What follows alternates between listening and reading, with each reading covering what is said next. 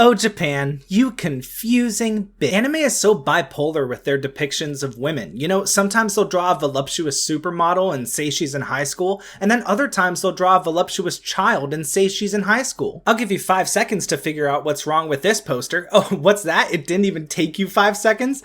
Jeez, I'm starting to sound like my ex-girlfriend. Anyone with half a brain cell could figure out that this is bait. I mean, my FBI agent is already texting me telling me to log off the internet, but frankly, my dad couldn't get me to do it, so you got no shot, Dave. But what's worse is that it's a misleading depiction of the character and gives you the wrong idea about the show, and I'm getting ahead of myself. Hello and welcome back to Binging Last Season. I am your host, Big Celery, Little Stock, and today we're talking about the latest anime to piss me off. It's called Okitsura. Fell in love with an Okinawan girl, but I just wish I know what she's saying, and that's not me misspeaking, that's just how it was translated for some reason. There are 2 things to hate about this show. The first should be relatively clear by now, and the second is that it's the latest in a long line of perpetual romance anime, which means the status quo in episode 12 is basically the same as the status quo from episode 1. We've got our plucky upstart protagonist Nakamura, who just moved from Tokyo to Okinawa. We've got Hina, the girl in class that he has a massive crush on, but he can't understand a thing she says because she speaks in a heavy Okinawan dialect.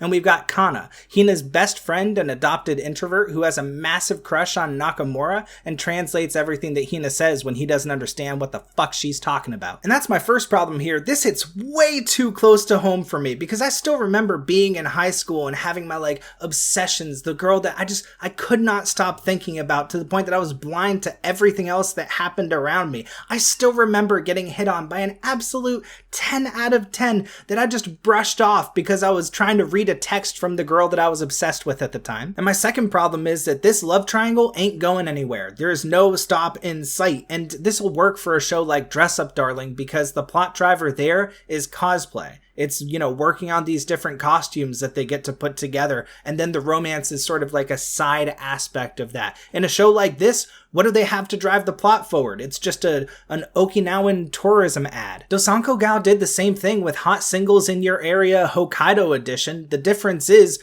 the romance actually moved forward in that show. By episode 12, things had changed relatively significantly from episode 1 to the point that it was satisfying, that it felt like it was going somewhere. Here, the romance is in the same place at the end as it was at the start. And the bit of speaking in Okinawan in episode 1 is just utter chaos. Between the Japanese translation on the screen and the Romanji translation of that Japanese and the English translation of what they're actually saying, it is just a text wall on screen. For the first time, I feel like I got skill gapped out of watching the sub, and between that and the Gen Z editing, it is just nonstop and chaotic to the point that by the time they got to the ending, which is a slower and sort of tropical, just like a vibe, I felt like calm and peace and like a wave of happiness. Like I could relax for half a second. And this is like the first anime I've ever seen that I feel like I need to talk to my therapist about. So after all that, it should be pretty obvious how I felt about this show.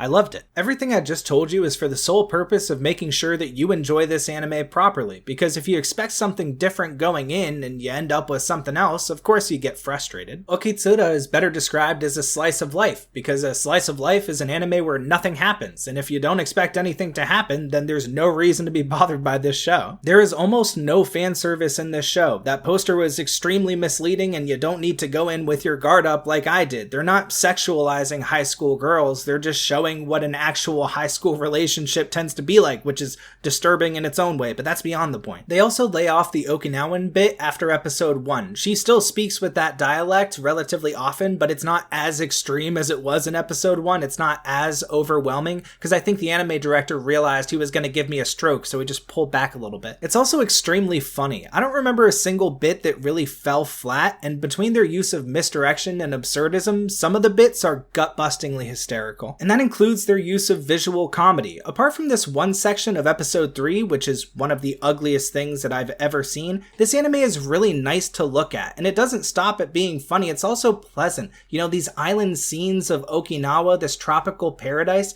it makes for the perfect summer anime because summer never ends in Okinawa, and I don't say that as a compliment.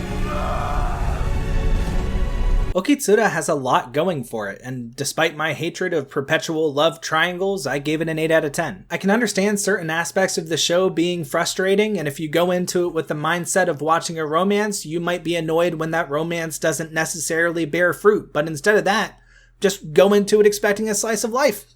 Perspective solves all of your problems. Now, if you'll excuse me, there's like 8 more anime from the spring that I want to check out, and I've got, 1 week left to do it.